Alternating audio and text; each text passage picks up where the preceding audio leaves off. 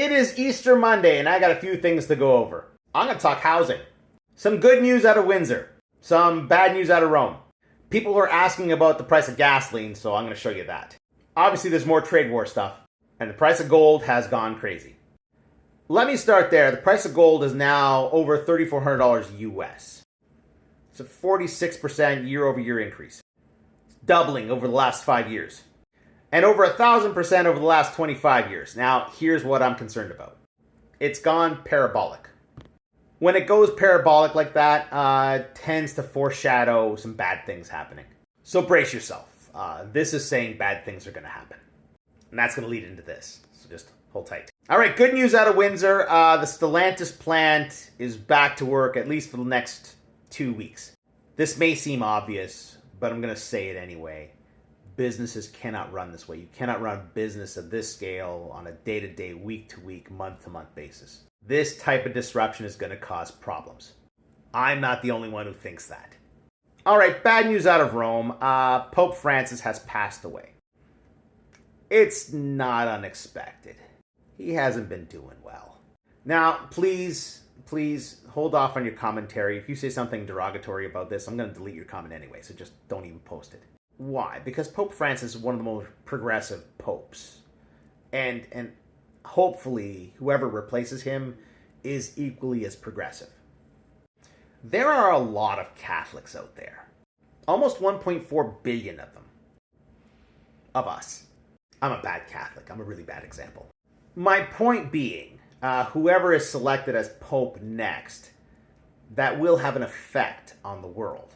And then there's the knock-on effects of what happens with the Catholic Church. Like the price of gasoline before Easter. Now, I want to preface this by saying there are a lot of complicated factors into why oil prices and gasoline prices go up and down.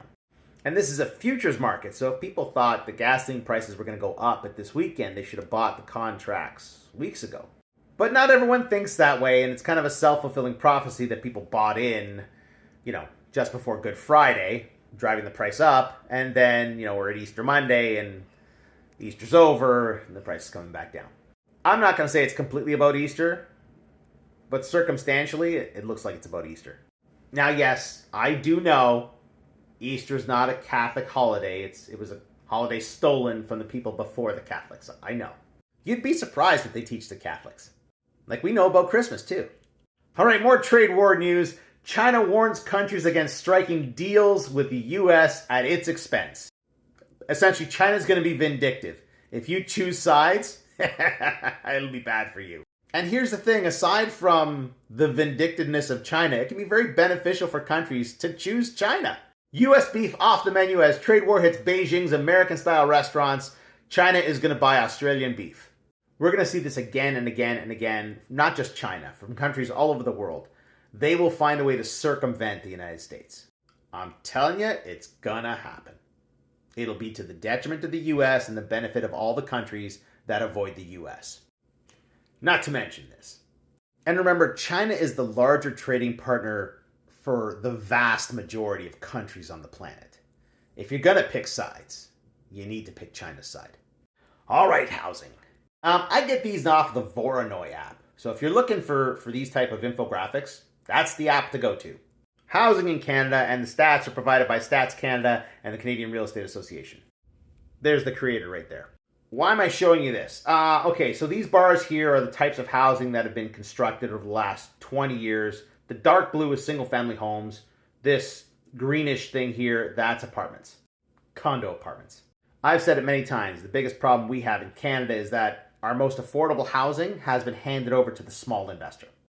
That's why I get upset when I hear Jagmeet Singh say we have to get the corporate landlord out of housing down here. That's not where the problem is. We have to get more corporate landlords to build apartments to fix this problem.